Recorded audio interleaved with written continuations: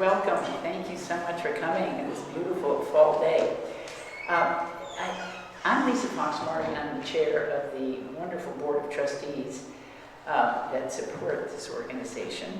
And you know, this lecture every year, I guess we've done it 10, 12, 15 years, honors our fairy godfather, Ray Beecher.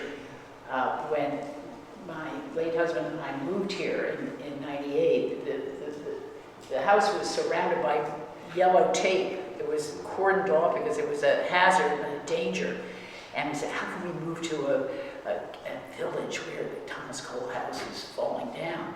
Well, as we were saying that and thinking that, the Greene County Historical Society was rescuing it. And Ray Beecher was the spearhead and really the benefactor of that effort.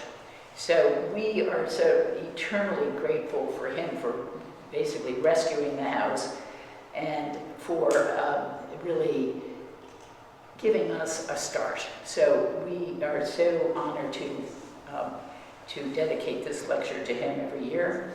And my role is to introduce Betsy Jacks, our executive director, who's so wonderful for us, who will introduce our speaker today. So thank you so much for coming.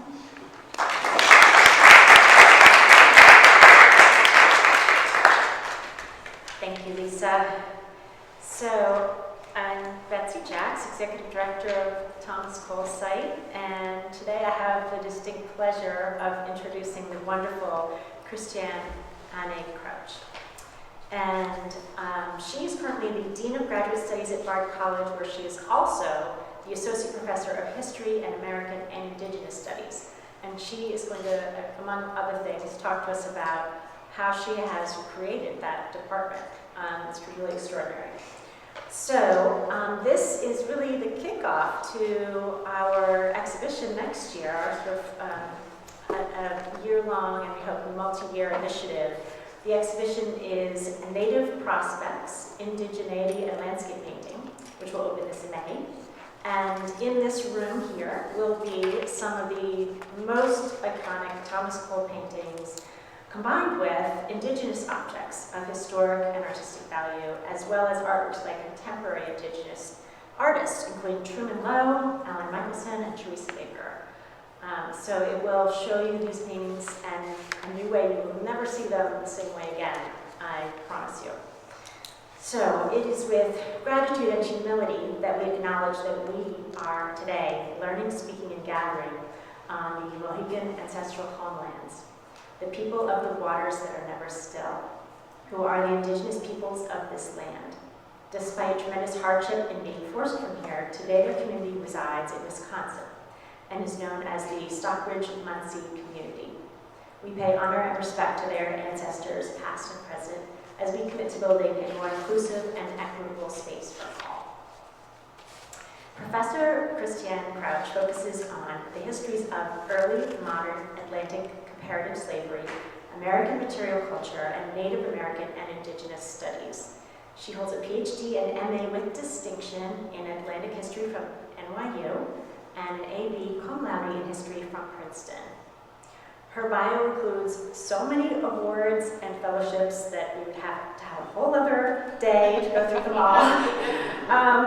So I will just list a few. Her book, Nobility Lost, French and Canadian Martial Cultures, Indians, and the End of New France, won the prestigious Mary Alice and Philip Butcher Prize for the best book in French colonial history.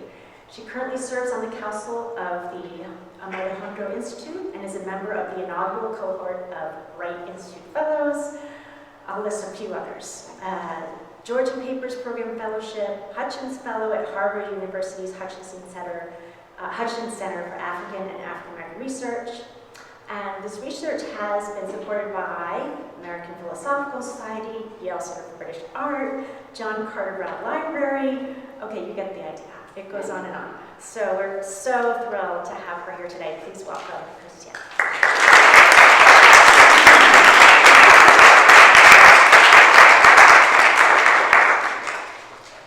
Thank you so much for that very kind introduction, and thanks to everyone for being here. Thank you to Betsy, to Amanda Malmstrom, Kate McCurry, Heather Palmer, and Gabby Ricciardi for this kind invitation and for all of your work in putting this together. This is really an honor. I had the great pleasure of coming up to the site a few weeks ago to tour the beautiful show Women Reframe the American Landscape, which intersected beautifully with the layered histories of this region and brought together historical artworks with dynamic and deeply thought-provoking new installations by a diverse group of contemporary artists. Institutions like this one make the consumption of specialized academic art history and the translation of this to the public seem very easy and very seamless. And it's a real testament to the dedication and care of the curators and the staff here. Museums and historic sites have long been associated with public history in the US and are expected to speak to multiple demographics, if not multiple constituencies. Over the past 50 years, though, higher education and academia have seemed to move in the opposite direction from these types of institutions, embracing ever more specialization and impenetrable language of publications. There was a period of time in the tail end of my childhood when American historians and scholars could and were expected to put their work forward into the public sphere for general consumption and discussion. But in the past 30 years, this arena has receded. American historians as familiar household names or figures have shrunk to being the domain of presidential historians or military historians. So one of the big questions that emerged for me beginning in college was why certain narratives, such as the accepted disappearance of Indigenous peoples or the inevitability of the American Revolution, continue to dominate the landscape of public history. And the answers seem to be rooted in the fact that cutting-edge work in the field wasn't landing at public-facing institutions. And while the media constantly makes much of the precipitous decline of history as an area of interest, I can tell you as someone with experience teaching at a small liberal arts college, in free community-based classes, and at research universities, this isn't the case. For me, the ability to make the historical past vivid and dynamic for my students and for general audiences, and which has informed my research and programming work, relies on the centrality of arts and material culture to the understanding of history.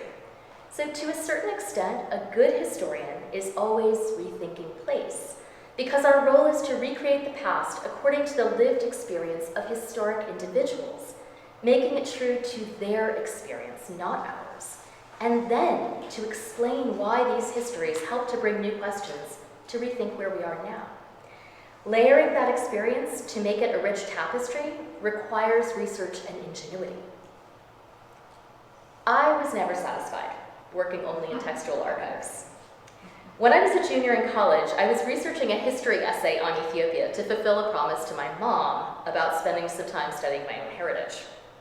And after many unsuccessful topic hunts, I stumbled across an odd but promising collection of books purchased by the class of 1868.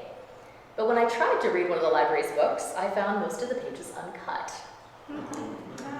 A kindly librarian provided me with a period paper cutter, not the one pictured here, instructed me on its proper usage, and then sent me on my merry way. Connecting with that paper cutter electrified the experience of working on this project. Its surface was burnished with oils from generations of previous students' hands, and this spoke of years of research and discovery. And the thrill of cutting pages connected me to a physical manifestation of the past. But those uncut pages of my primary sources also taught me something even more important than the text contained within them. They vividly reinforced the process of archival disappearance, though I couldn't articulate that at the time. That whatever these histories were, they had been marginalized almost as quickly as they had been produced, acquired but never read for over a century. The retention of both the paper cutter and the book also taught me a valuable lesson about looking for knowledge outside of the sources that we so often point people towards, monographs or edited volumes or other weighty tomes. These contradictions remained with me as I turned to focus on European and Indigenous relationships in early modern North America for my graduate work. My doctoral advisor, an incredibly talented and deeply curious historian of early English Indigenous exchanges, Karen Ordahl-Kupperman, encouraged her students to think through a vast array of materials and to always allow the sources, whatever they were, to supply new questions. With her support, I continued to explore questions that material culture and the arts could provide that would help me as a historian to go beyond documents and books. This has framed my scholarship and informed the types of programming opportunities I seek to implement, and I'll come back to that later. If textual or documentary records are history's warp when thinking about 5 centuries of Atlantic and continental history, then I see material culture, oral tradition, and art as history's weft, the necessary companions in order to be able to generate a full and usable fabric of the past that can be better tailored to use in the present. So what I'm going to do is walk you through a few examples to give you a sense of how I have used this approach, first with a single source, then in an institutional archive, and finally with a project I now oversee at Bard College. The first example comes from a source that I have been thinking about and wrestling with for 2 decades. This work illuminates how material culture can provoke questions and draw a clear continuum of the past to the present and perhaps be a bridge to the future. And I chose it as well because I believe there's going to be a replica in the upcoming exhibition, Native Prospects, in another collaborative effort here with contemporary Indigenous artists and scholars. So I defer to the curatorial team on this. What types of questions can art and material culture help historians get to that would not necessarily be evident in a text? What you see projected is a garment colloquially called Powhatan's mantle.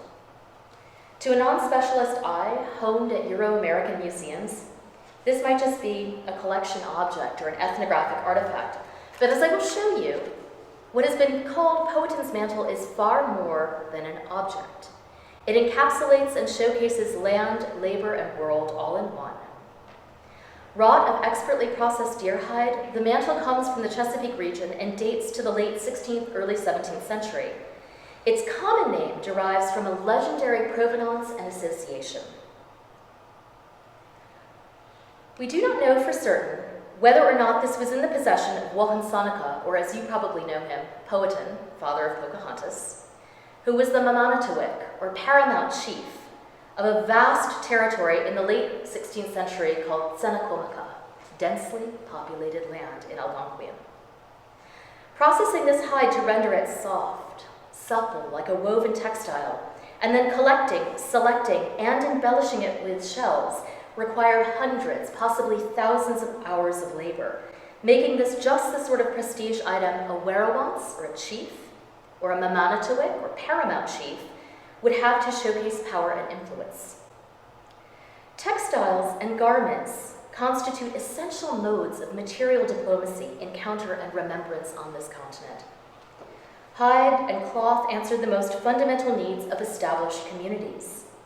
These products contributed to the articulation and expansion of sophisticated transcontinental trade routes and prestige exchanges. Archaeological and material culture records demonstrate the movement of raw and finished material from the coastal waters off Wampanoag, Montaukett, Mohegan, and Pequot homelands, sturgeon bone from the Mahicantuck, dyed quill from mid-continent, and they speak to tremendous production skills and dynamic aesthetic choices. The addition of European, African, and later Asian actors and materials from the 15th century onwards supercharged already dynamic economies. Textiles and their ornaments animated the desires and actions of indigenous agents, settler colonists, and enslaved and free individuals alike.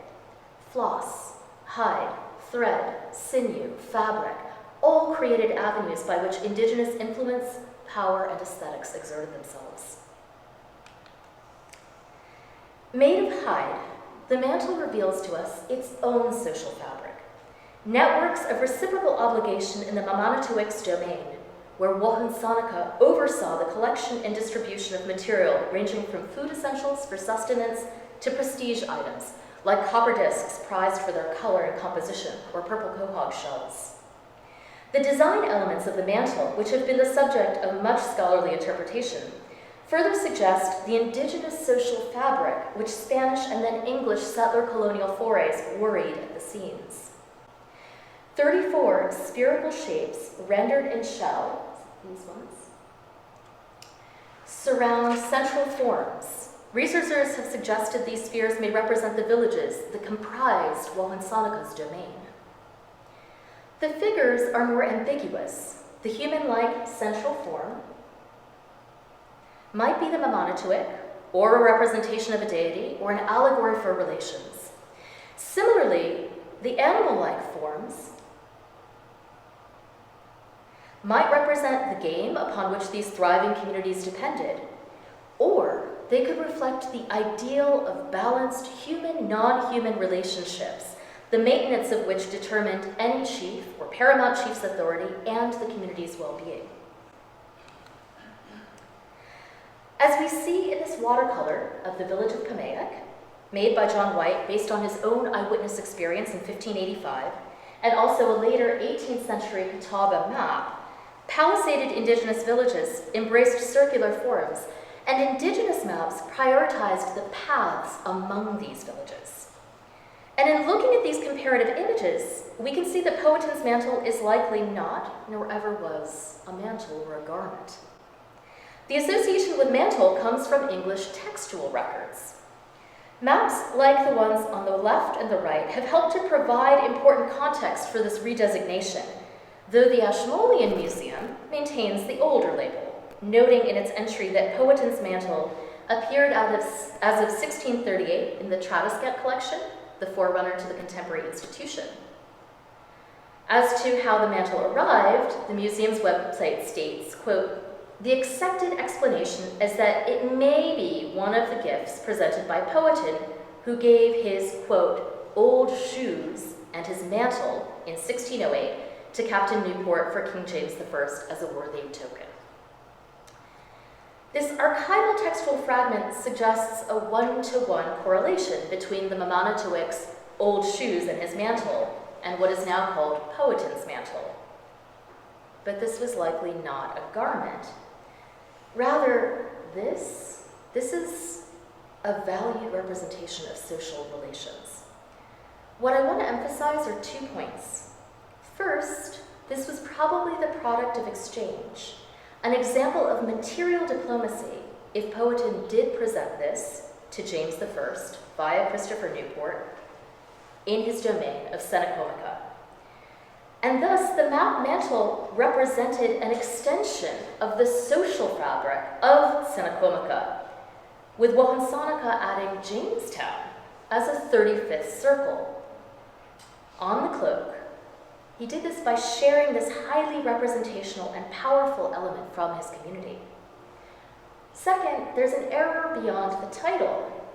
Anishinaabe curator Wanda Nanabush challenges the Euro-American designation of indigenous collections as objects or items or materials, particularly in the collections of archives and museums.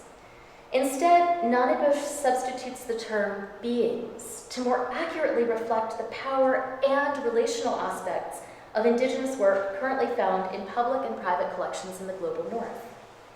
So what if we apply Nanabush's language and embrace the map mantle as a being? It represents a tangle of relationships, holding simultaneously in itself the relationship it made visible, the circles representing the Powhatan Confederacy, the potential growth of exchange it carried across an ocean, the gifting from Wohonsonoka to Newport, suggesting that it could develop new possibilities, and ideally binding England into Senecomica, not the other way around. Having visited the Ashmolean for the first time this summer, and the photos of the being on site were from my visit this summer, I can assure you one cannot be in this space and not feel the power contained here. The map mantle is a being with its own authority, and as such, it demands a continuing relationship. More to the point, that continuing relationship begun in 1608 has not been attended to, especially if that map mantle was the product of reciprocity rather than being violently taken.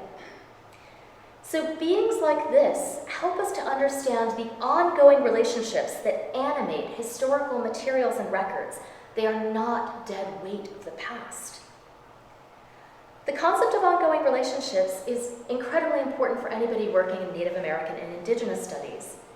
Nanabush's insight about beings instead of objects illuminates the field's different approach to archives, to libraries, to museums, and to historical societies. It's not enough for researchers to have respect for these institutions. We have an obligation to care for the material contained within, especially the knowledge or material held within these repositories that may have been taken without consent or that has been weaponized to use against marginalized communities. We also need to attend to the ways in which archives have been carefully created to celebrate or erase certain power dynamics. In her work on Barbados archives of enslavement, historian and gender scholar Marisa Fuentes puts forth the idea of, quote, reading along the bias grain to eke out extinguished and invisible but no less historically important lives. Fuentes works with documents generated by enslavers, but she uses them to tease out the voice of enslaved women.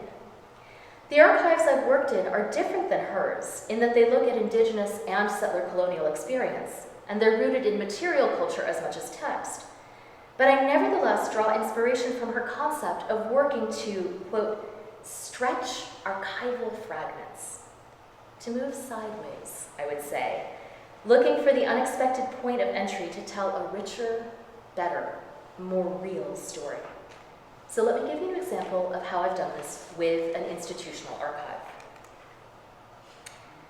The first work that I did in any kind of Rethinking Place with a public-facing audience began in 2018, when I had the opportunity to collaborate with my wonderful friend and colleague, Choctaw Cherokee artist Jeffrey Gibson. Gibson was invited to create an exhibition of his work at the Brooklyn Museum that would put his practice in dialogue with the institution's Indigenous collections. My role as curatorial advisor was to think expansively as to what constituted collections, and to trace a through line of rethinking the place that the show would be in, especially because Gibson specifically chose galleries in the older original part of the building.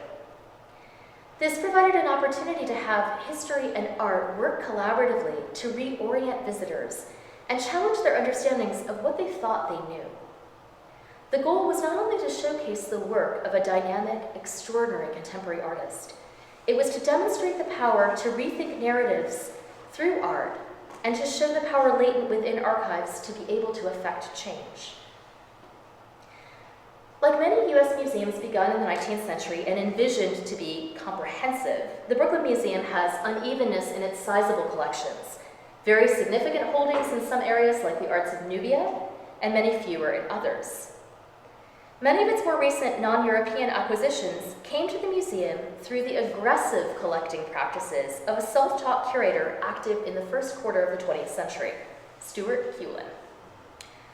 Hewlin sought to pull together an ethnographic culture stew in a single location in the museum in what he called the Rainbow Room, which opened in the mid-1920s.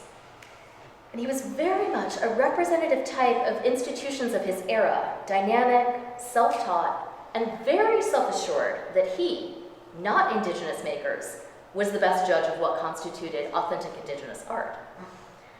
His collecting prerogatives shaped much of Brooklyn's arts in North America, and at the time that Gibson and I worked with the institution, there was no dedicated curator for arts in North America there. There is now. The museum's team gave us a lot of latitude, and so Gibson and I decided that one of our goals would be to explode the narrow lens with which the public approaches cultural institutions. When a big museum has been rethinking place, the emphasis tends to rest on shaking up the public-facing collections and installations. It was important to us that we include what very few, oftentimes only specialized academics, are able to explore in an institution's own archives. Each of us had experience in both the kind of front of house and back of house part of museums, from collections to storerooms to records detailing how material entered into the collection. So I leaned into working with what was not familiar, the institutional archives themselves, a place that receives almost no visitor traffic. Gibson and I both decided that highlighting this would allow the telling of a different story of this place. Doing so had multiple benefits. It dismantled the confines around the collections, so things like the arts of the Americas or prints, photography, and drawings. We didn't see collections and archives as separate spheres, and we embraced the relationship between the historical and contemporary and continuing artistic practice. Bringing material from the archives into the exhibition was not just about adding the story of how the collection came into the museum. Kulin represented his era. He did not need to be amplified. He reflected the tastes of his peers and the institution at that date. Like George Catlin, the American painter known for his portraiture of native peoples 2 generations before Kulin, or like Kulin's own contemporaries such as anthropologist Franz Boas or photographer Edward Curtis, the collection building and observations made by Kulin contributed to a false dynamic of dying indigeneity, a false representation that unfortunately continues to circulate in American popular culture to this day. So for Jeffrey Gibson, when fire is applied to the stone, it cracks. I rethought the archives from the ground up. The room I worked on, nicknamed by the team the resource room, used selections from the institution's own archive, plus Gibson's work, to do multiple things. First, it exposed the one-sided false facade that Kulin and his contemporaries had put forward. I showed how the inventions around allegedly authentic indigeneity by Europeans dated back centuries, by featuring a volume about the Americas from the museum's own special collections, a work that had actually disappeared in the museum's library due to a cataloging error and hadn't been seen for years. Flemish engraver Théodore de Brie's America volumes, printed in English and French and later German and Latin, were widely sold as luxury additions to the private libraries of European elites interested in lavish representations of an exotic new world. This 1591 edition of Amerika oder die Neue Welt depicted Timucuas from what is currently Florida in their encounters with Europeans, with de Brie reproducing original sketches now lost by a settler colonist, Jacques Lemoine, along with de Brie's interpretation of the sketches of John White from Osamoconoc. De Brie and the German artists who hand-colored these plates disseminated an unreliable presentation of indigenous people. Neither de Brie nor his colorists ever crossed the Atlantic, and the engraver rendered his subjects in accordance with European visual traditions. So you could take this straight out of Roman statuary, deviating sharply from their original sources. Stuart Kulin, who used this volume as an ethnographic reference work, continued this inaccurate myth-making representation begun 300 years earlier. Beyond showcasing 16th century archival errors that continued to carry forward in 20th century curatorial practice, I wanted to also emphasize the reconfiguration of what we consider to be archives, so that Euro-American text and interpretation would not be the only sources consulted, nor considered to be the most authoritative sources on indigenous experience. This teepee liner, made by the Hunkpapa Lakota Rain in the Face, was given by Rain in the Face to artist Edwin Willard Deming and entered the museum's collections in 1943 as a gift from Deming's widow. In previous exhibitions, the liner had been displayed like any other oversized art object in the museum's holding. To my historian's eye, and to the eye of the indigenous artist I was working with, it was clear that this teepee liner was much, much more. It represents the life and deeds of Rain in the Face in his own hand, and thus is as much, if not more, an archive than it is an art piece. Rain in the Face's narration of native life does not center the United States or U.S. policy towards indigenous people as the primary point of interest or as the dominant narrative. It is a Hunkpapa Lakota point of view, a recounting of Rain in the Face's life. Recognizing the archival qualities of the teepee liner adds nuance and complexity to a work that has been portrayed primarily as a fine art object. And to me, framing the teepee liner as an art object is destructive of its being, pretending superficially to honor the work by elevating it to fine art but in the process of doing so, making all of its other meanings disappear. The TP Liner invites audiences to bring a new approach to recover Native agency, presence, and voice within museum collections. And just in case the general point was missing, the juxtaposition of Gibson's 2018 beaded work, Power, which you can see right here, was clear enough to cause my then 5-year-old son, who was looking from one to the other and back again, to say in an incredibly loud voice, "This is the story of his power," without knowing anything about Rain in the Face. So it really, really is incredible. It really strikes you when you're in the space. Third, and literally the largest intervention, was to show how conventional, colonially created archives can be flipped on their heads. Gibson's artistic production emphasizes multiple themes. Indigenous thrivance, so not just survival, but thriving, futurity, embrace, celebration, continuing and ongoing innovation in aesthetics and design, and the connection to global conversations. As a historian, I know that the archival record bears out these themes as continuous in the histories of Indigenous communities, and I wanted to demonstrate this through the museum's own records, to create a dialogue of Indigenous past and present and point towards futures. The image that you're looking at here became the unofficial symbol for the resource room as a whole. The photograph was a small print accompanying a 1903 expedition report as an illustration to an internal account destined primarily for museum bureaucracy. This photograph helped to break the boundaries imposed by institutional departments across archives and collections. In the report, though the girl is neither named nor directly mentioned, we know that she was one of a large number of women working for a trade station manager, supplied with colored yarn, and furnished with pictures of old blankets with which to copy. This dry description contrasted deeply with the image at hand. The photograph set one of the important themes for the resource room that I drew from the archives, which emphasized laughter. In the early 20th century, many Southwestern blankets may have been made for sale to tourists, but they nevertheless expressed unique creativities and were a way to maintain long-standing artistic practices and to generate innovation. They did so using materials that were both long-standing and new ones which witnessed broken promises of reciprocity and the processes of dispossession. Today, these blankets are an important material archive for contemporary Indigenous artists and makers recovering genealogies and references. Contemporary blanket artists like Barbara Teller Ornelas, whose blankets you see here, embed multiple histories in this work.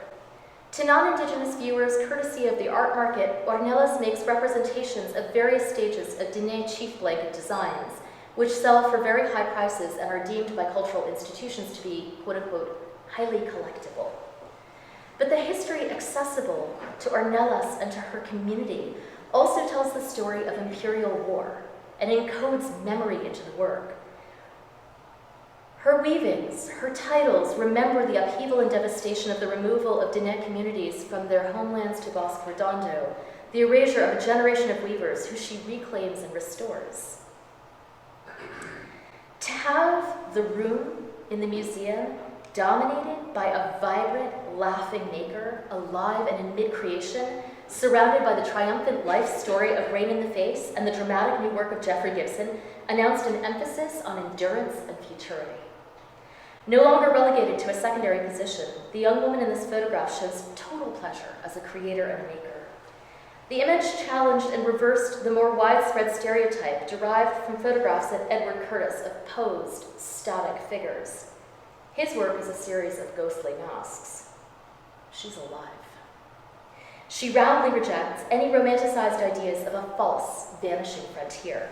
And to make her the focus, as opposed to the thousands of pages of Hewlin reports, to which this image had been appended, muted Hewlin's voice and properly opened the door for Native peoples to be represented in archives of reports as they went about their daily lives, and they project still, at 100 years removed, a distinct, joyful, self-possessed representation of themselves. Peeling away the old layers of expectation, I read institutional acquisition reports, logs, and records for how they witnessed communities and makers rejecting the colonial gaze, that they found meaningless, that they found irrelevant, and looked instead for moments where Indigenous peoples' understanding of themselves as makers leapt off the page. No one could enter this space and not be challenged to rethink their assumptions about Indigenous histories and the narratives they've been told that did not accord with what they were seeing here. The archival material overturned that narrative and make us think more about the Native actors who actually shaped what ended up in museum holdings and provided an opportunity for recuperative work. The experience of working on, both as an academic and on projects like the Jeffrey Gibson Show at the Brooklyn Museum, have helped me to articulate what Rethinking Place work means at my institution, which is Bard College. All of this background, all the work that I've been doing, helped to inspire the Mellon Foundation Humanities for All Times grant, Rethinking Place, Bard Mahikantuk, which asks an important question. What would it look like to truly acknowledge the land beneath us, its history, and to collaborate with its continuing stewards? Answering this question has demanded meaningful engagement with Bard's land acknowledgement. Most non-Native institutions focus on the text of the acknowledgement. They craft a really great statement, and then they struggle with how to move beyond a recitation of words. Rethinking Place, Bard Mahikantuk takes up the invocation embedded in Bard's land acknowledgement, which is also here at the coal site. We understand that this ongoing and challenging work requires that we commit to real engagement with the Munsee and Mohican communities to build an inclusive and equitable space for all, to create an equity-driven curriculum and reshape the approach to partnership. Rethinking Place proposed adopting a Native American and Indigenous Studies approach to a revitalized American Studies curriculum, now formally renamed the American and Indigenous Studies program. Thinking with Bard's land acknowledgement not only centers the needs of Native communities, but it also affords the space for universally restorative work. Rethinking Place was conceived with multiple communities in mind because that's the nature of a small liberal arts college. Our aim is to provide as many students as possible with the tools to respond intelligently and urgently to their historical moment. So we built on an ample set of practices extant at Bard that encourage students to engage in making meaning through the bread and butter tools of humanistic pursuit: attentive and immersive reading, critical engagement with archives and primary sources, thinking about the construction of those archives, experimental performance, writing and revision, and collaboration among peers.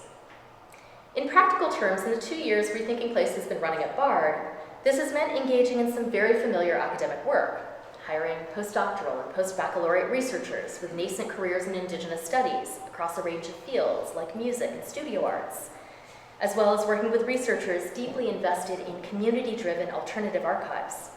We've supported course development grants, encouraged faculty who are interested in adding to the many different understandings of Indigenous methods and theory in different parts of the world. We also built arts funding into the grant. In 2022, we supported work by the Oglala Lakota multimedia artist and Bard MFA alumni, Kite. And in 2023, we supported the work of Anishinaabe artist Rebecca Belmore on a new commission for curator Candace Hopkins' brilliant show, Indian Theater, that is still up at Bard's Hessel Museum, that directly engaged land and waterways and labor histories on the campus. Our remaining 2 arts residencies are reserved for Stockbridge Munsee artists. The arts component in the grant comes from my experience with seeing how contemporary Indigenous arts are generative for Rethinking Place and have the capacity to reach far broader audiences than academic journals. But our main intervention with Rethinking Place has been to emphasize collaborative projects that develop and sustain bonds of community.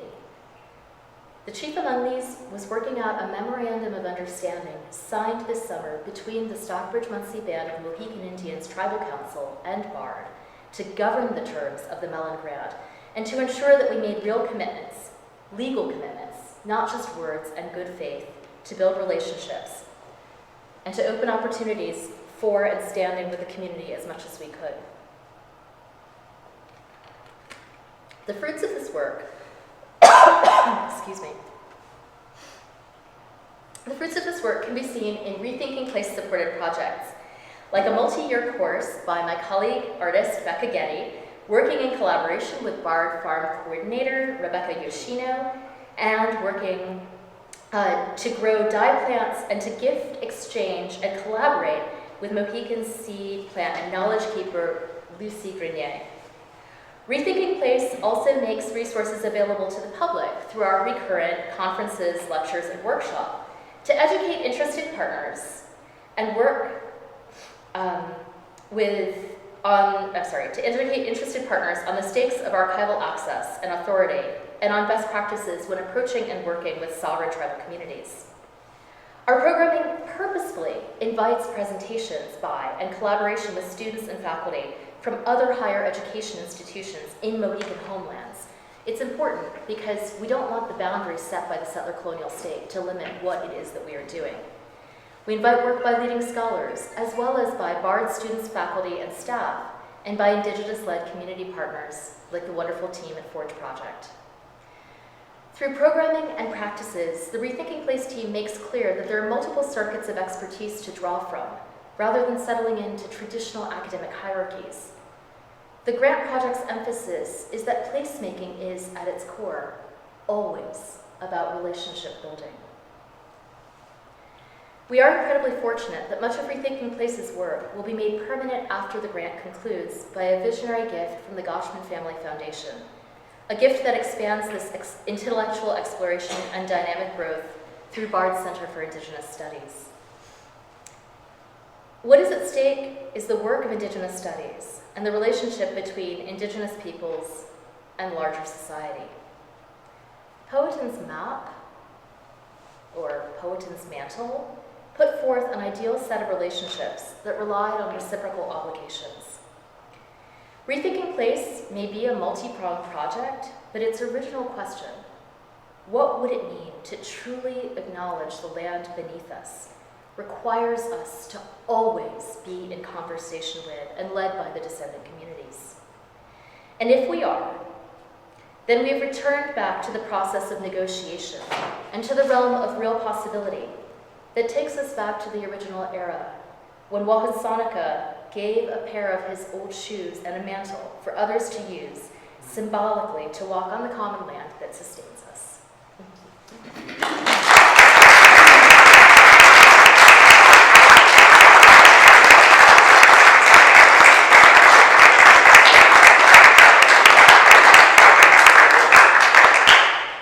Ooh, take a few questions, yes? Sure.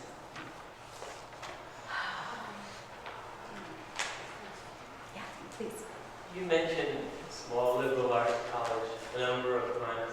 Could you comment on the relationship of the larger picture of seeing things differently, seeing things from a native perspective, and the notion of a small liberal arts college? In some sense, it seems like it fits very nicely, but in another sense, it seems like it can't, since small liberal arts colleges are at the center of settler colonialism. I mean, they're sort of the original presence of the civilization in this territory. These places like, Yale and Harvard and places like that. They're bigger, but still. Yeah, no.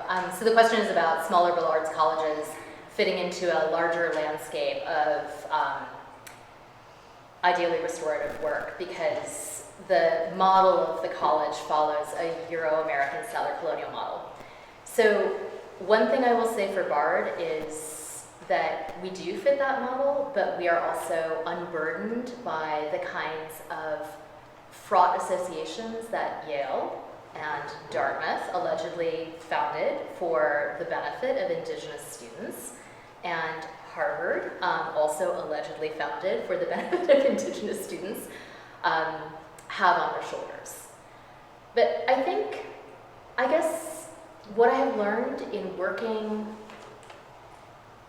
in a delightfully subversive way in the archives, I take pleasure in that, is you can affect change in every institution and use it to actually drive you to where you want to be.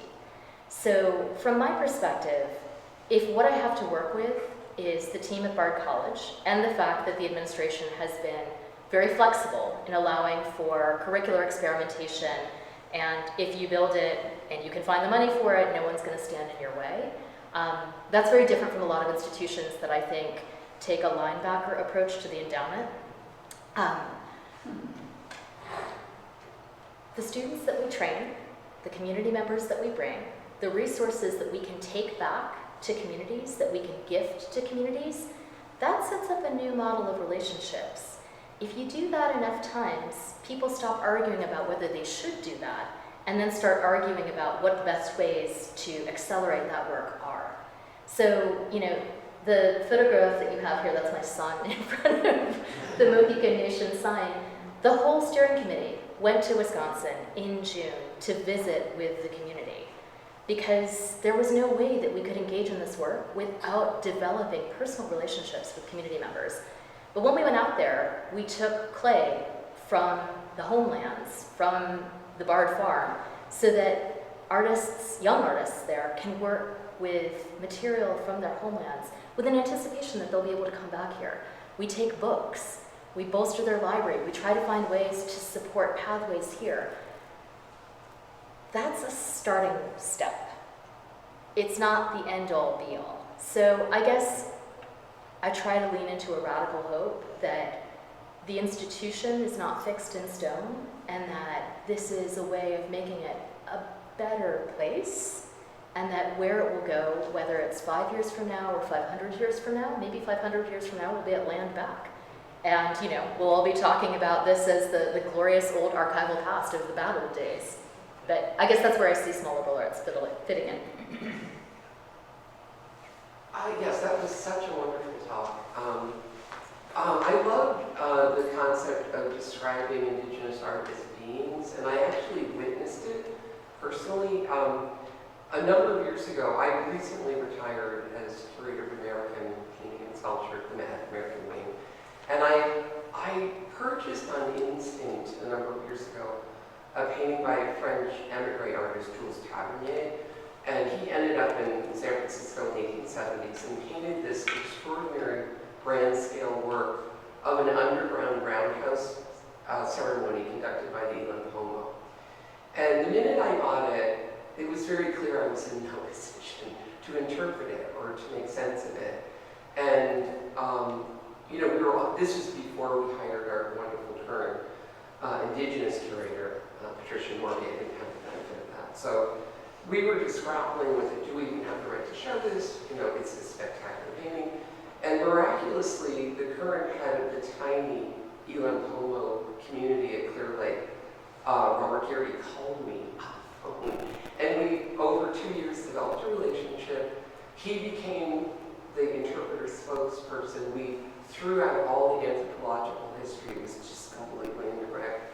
And he had been taught by his ancestors all the way through, still conducts the ceremony, and makes regalia, very much like what you see in the painting from the 1870s. So he became our person, our front person, our spokesperson, and we asked if we could borrow some of his regalia.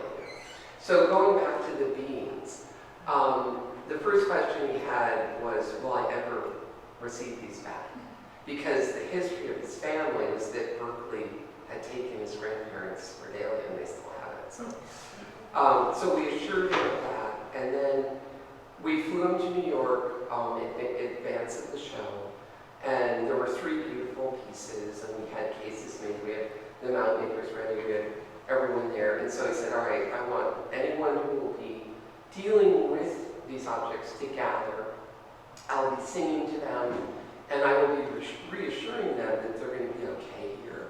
And I want them to meet each one of you and, you know, make them comfortable in this place until they return. So for 30 minutes, we had all of our members, art handlers, conservators, curators, security guards gathered, and he sang for, it was over 30 minutes. It was just like so moving. And I don't think until then I could have really understood that concept. That he, you know, these were living beings, and they were far away from their community, and they were going to be returned. He was assuring them of that. So it was just, for the Met, it was an amazing moment. So it is reassuring that these things are happening in giant institutions. It's a very slow process, and we have a long, long way to go, but it is happening. I think for all of the happiness that I have in seeing engagement developing in institutions here, I should add, one of the reasons I'm so fascinated by the Americas is because I mostly grew up overseas. And I spent a long time in France. And, you know, obviously my graduate work was thinking about French colonial and indigenous interactions. And for all the work that's happening here, the thing that always strikes me is there are institutions overseas, like the Ashmolean, that are not really interested in these conversations, that see this as separate. You know, there is, yes, legislation here, thankfully passed in 1990, the Native American Graves Protection and Repatriation Act, but it doesn't apply overseas, right? That question of, you know, the lingering harm of Chief Justice John Marshall's ruling in 1831 of domestic dependent nations means that sovereign indigenous communities can't actually demand the restitution of their work overseas. And so if you think about, you know, I've walked through Paris, through the 6e arrondissement, and seen beings who should never be displayed, let alone not be for sale. And the best that can happen is, you know, some minor official or intern from the US Embassy goes and wags their finger at them, or in my case, first is thought of as a possible buyer and then gets thrown out of the gallery for fomenting trouble. So I think there are ways in which there is a need for an acceleration of these processes and practices here, because there is, so much has been extracted in 500 years. So much is outside of the continental boundaries, uncared for, unseen. And the sort of excuse of, oh, well, nobody, you know, there's, you know, no Dene individual who's complaining in France. That shouldn't be up to that one individual. It should be the practice of this. So I think really having museums leverage not only care for their own collections, for the beings there, but also work on those relationships that they have with other institutions to encourage them to actually engage with this in a meaningful way. That to me would be even more significant progress.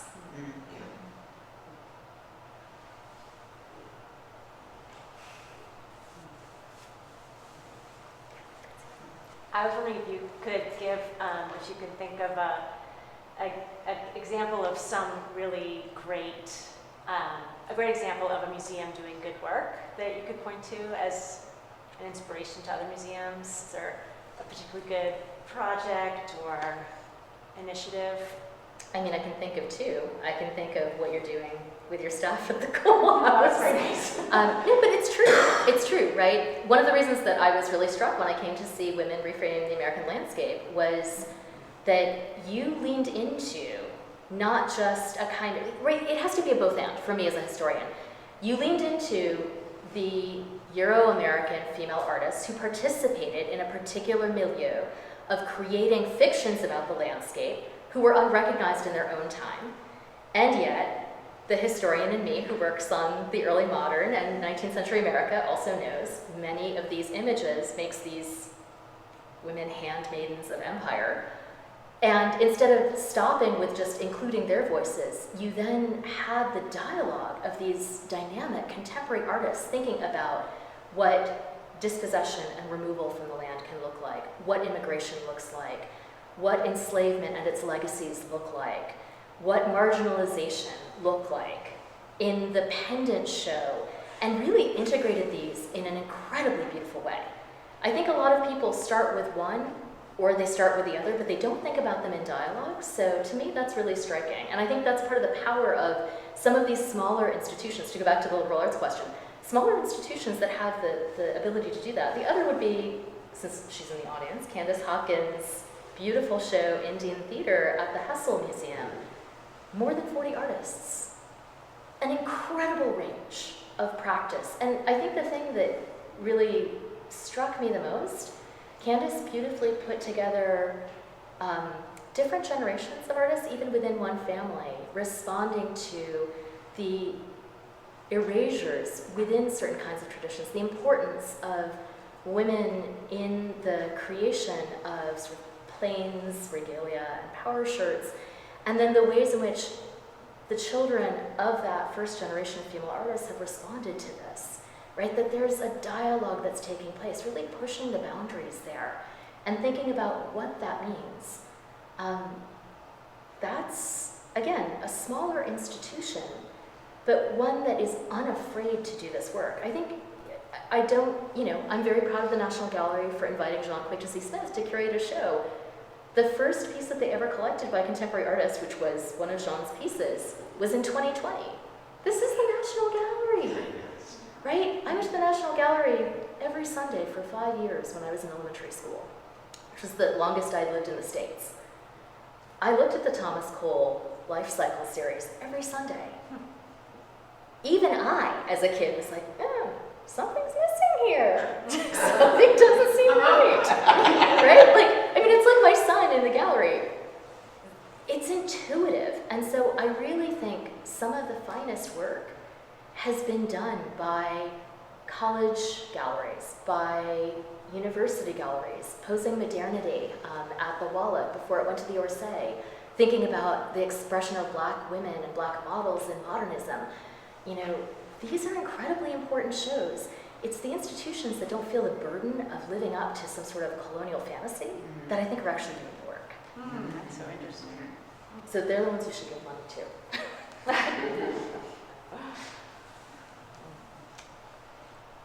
Yes? This is slightly off topic, but true to my nature, I suppose off topic. I'm interested in the fact that the period of Beaver Wars, almost 100 years of duration, included the pushing of the Mohican people off this side of the river and eventually towards now Stockbridge. And then, but the immediate consequence of the land that we are on was Mohican and then in Mohawk. And so when we immerse ourselves in bringing to life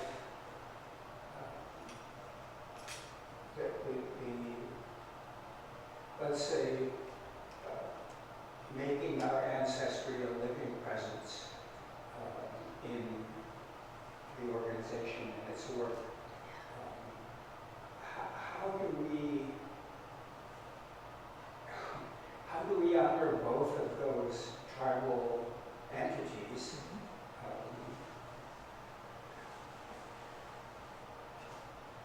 And how do we think about that?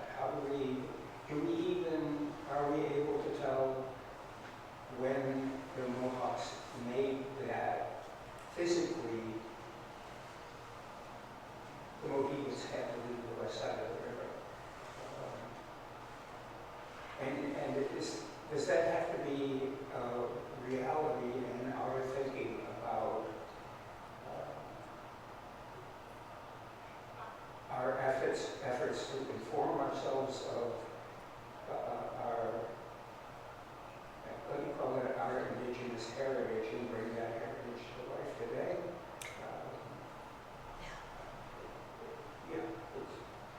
Yeah, so if I understand correctly, what you're asking is how do we lean into the complications of this? These were Mohican homelands, and then in the mid-17th century, as you have increasing trade between the Mohican communities in this region and Dutch settler colonists, this becomes a sort of area of tension between the Mohawks and the Mohicans, and ultimately the Mohawks took over the trade and moved the Mohicans out of this region, and then sort of how do we make sense of these complexities? So it's a really good question, and I think there are a few different ways to approach this. One is, when I'm teaching or when I'm trying to do this work, one of the things that I try to keep as a kind of guiding principle is settler colonialism can damage in a wide array of forms, right? that a lot of the kinds of challenges from the 17th century forward are the result of dispossession and the imposition of metrics of trade and value that settler colonists really wanted to encourage in their interlocutors. And over time, this becomes more and more and more harmful. I think the other piece to that is that this opens up the question of, do you work with federally recognized communities? Do you work with state recognized communities? Whose jurisdiction matters? And I guess one of the things that I've tried to do is to really root the kind of work that I'm doing in thinking about Indigenous communities writ large. What are the resources that are at BARD or at any institution that I'm working with that I can engage Indigenous interlocutors with? How can I actually, in whatever I'm doing, whether it's in speaking invitations or in the transfer of resources or in just creating space for people to be able to speak or just to be able to visit, how can I do that work as broadly as possible? I do work with the Stockbridge Munsee community because this is the community that I have built a relationship with. It doesn't mean that I wouldn't want a relationship with folks at Aguazazne. It wouldn't mean that I wouldn't want a relationship with folks at Saint-Régy. But as someone, I see myself as a settler. My dad is Euro-American. My mom is an immigrant here. It's not my place to adjudicate those boundaries. My job is to find ways to take the resources of the institution to try and make up for 4 to 5 centuries of marginalization, silencing, dispossession, impoverishment, and find any way possible to actually make that available to the community. I will work with anybody that I can work with. I try to be guided by the partner's priorities, but it's not, I can study a history. I can understand how things like what you're describing in the 17th century came into being. And I think it's important to tell that story because I think what it shows is the insidious and long-standing harm of colonization. It's not a triumphant story, but it's not my place to make those determinations. The other piece that I will add to that is the kind of emphasis on that, especially in this region. There's a wonderful book by an Ojibwe scholar named Jean O'Brien called Firsting and Lasting. Could you say that again?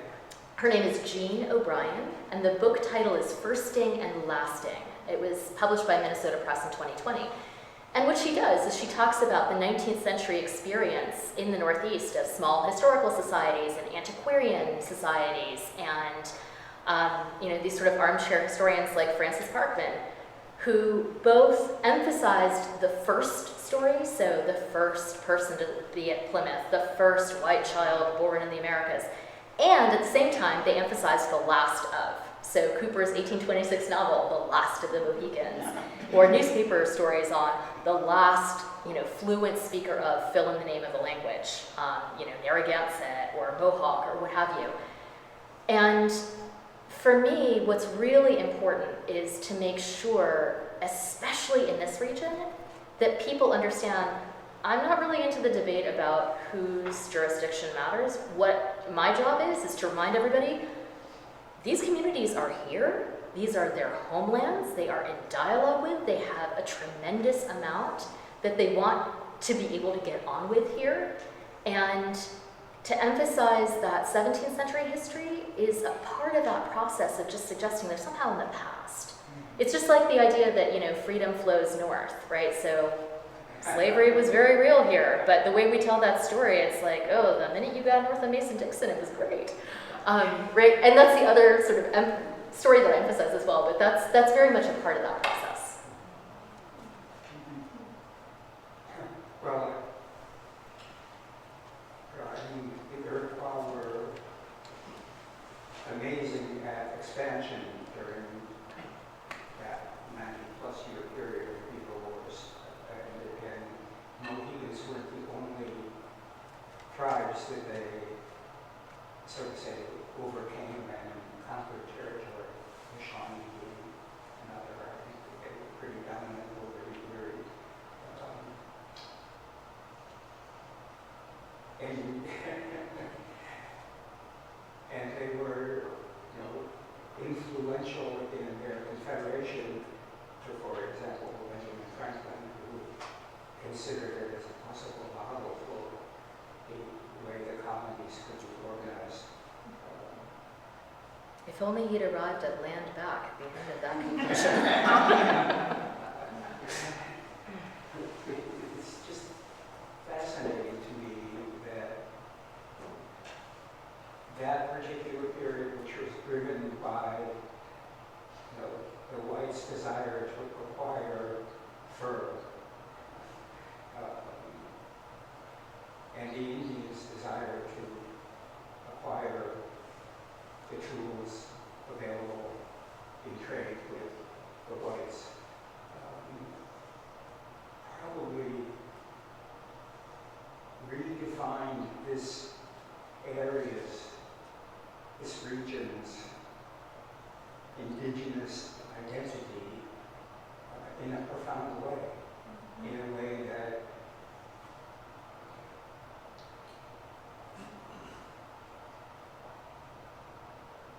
does it in a way that kind of hides what the indigenous identity of the region was prior to the wars.